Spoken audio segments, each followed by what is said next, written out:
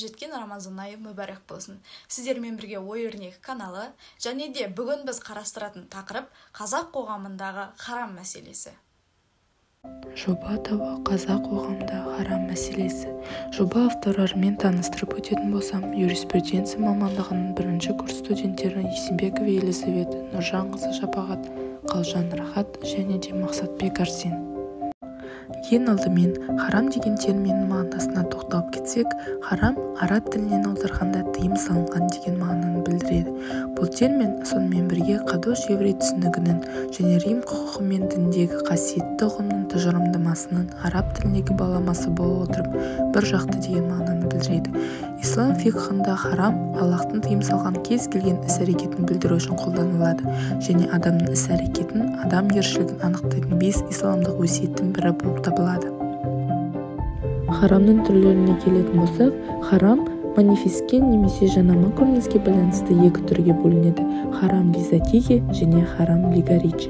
Харам лизатихи бұл бастапқыда Аллах және оның елшісі тыйым салған шарттарсыз және уақыт шеңберсіз әрекеттер. Оған мысал ретінде зинақорлықты, ұрлықты, өлексені пайдалануды және туыстармен некеге тұруды жатқыза аламыз. Бұл тыйымдар адам өмірінің 5 негізін, атап айтсақ, өмір, мүлік, ақыл, дін және ұрпақ жалғастыруды сақтау үшін енгізілді. Харам лигаричи бұл жағдайларға байланысты тыйым салынған әрекеттер. Оған мысал ретінде әйелдің авратын көруді жатқыза аламыз, өйткені ол зинақорлыққа соқтыруы мүмкін. Алайда некеден кейін жұбайының денесінің кез келген бөлігіне қарауға рұқсат етіледі.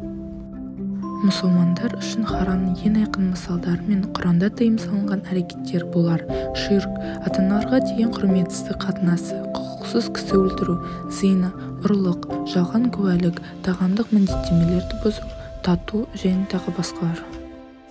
Мұсылмандарға немен тамақтануға болмайды деген сұраққа жауап беру үшін біз келесі тағамдар тізімін жасаған болатынбыз. Бұл тізімдегі тағамның бірнешеуін атап өтсем: шошқа еті, есек пен қашыр еті, өлексе, ит пен мысықтың еті, алкогольдік ішімдіктер және тағы басқалар. Ал бұл жерден сіз рұқсат етілген және тыйым салынған жануарлардың мысалдарын көре аласыздар.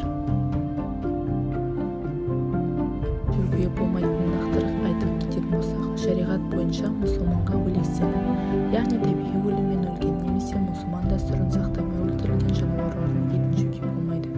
Сонымен қатар Құранның қасиетті кітабында шошқаның етін мұсылман мүлдем жей алмайтын жануар және шошқа қаңқасының құрамдас бөліктерін жеуге және ет пен сүтте қолдануға тыйым салынатын жануар деп нақты айтылған. Мал сою дәстүріне келетін болсақ, малдың етін жеуге рұқсат етілу үшін оны сойған адам жануардың негізгі мойын артерияларын кесіп алып, осы процесті бисмиллахи Аллаху акбар сөздерін айтуы керек. Бұл адам мұсылман болу қажет, бірақ ол кесуді бір уақытта үзілістер мен кідірістерге жол бермей, қанның негізгі бөлігі шыққаннан кейін ғана кесу керек. Теңіз өнімдері мұсылмандарға рұқсат етілген бе? Теңіз өнімдерінің өзіндік ережелері бар. Ханафи мазхабы бойынша балықты ғана жеуге болады. Ашаян, кальмар, ашаян халал емес. Шафии мазхабында құрлықта өмір сүре алмайтын немесе ұзақ уақыт бойы сусыз бола алмайтын барлық теңіз және өзен жануарларын пайдалануға рұқсат етіледі. 3 мазхабтың ғалымдары теңіз шаяндары мен кальмарды тамақ үшін пайдалануға болады деп есептеп, исламның қасиетті кітабында теңіз өнімдеріне жалпы рұқсат беру туралы пікірлерін негіздеген болады. Мұсылман адам қашан тыйым салынған тамақты жей алады? Денсаулық пен өміршеңдікті сақтау үшін мұсылманға тыйым салынған немесе харам болған тағамдарды жеуге болады, бірақ рұқсат етілген тағамды жеуге мүмкіндігі пайда болғанға дейін. Келесі кезекте біз Сүре Манки бағдарламасы арқылы белгілі жас аралығында сауалнама жүргізген болатынбыз. Нәтижесін экраннан көре аласыздар. Тағамнан өзге харам мәселелері жайлы Кеген ауданының бас имамы Асқар ұстаздан алған сұхбатымыз.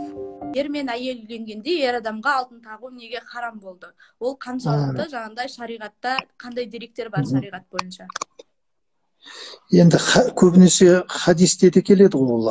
Алтын мен жібек менің үмбетімнің әйелдеріне халал, еркектеріне харам деді пайғамбарымыз. Аллахтың еміне сәлем болсын. Неге десе, еркек адам өзі жаңа қымбат нәрсеге, әшекейлі нәрсеге өзі жаратылмаған.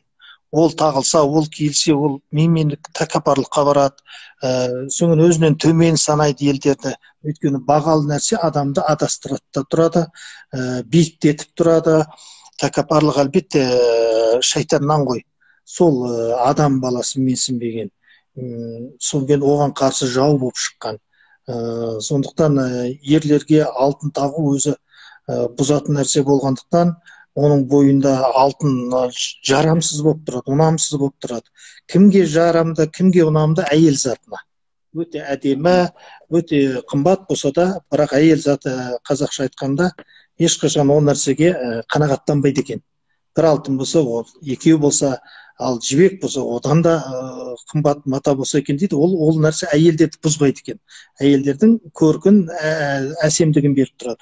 Ал ер адамдар оған әлсіз, өз-өзін ұстай алмайды, және оның бойында өте бір жағымсыз қасиеттер пайда болады. Осы жақтан жаңа пайғамбарымыздың хадисі шығады: алтын, жібек, үмбетінің ішінде әйелдерге халал, еркектерге харам деген.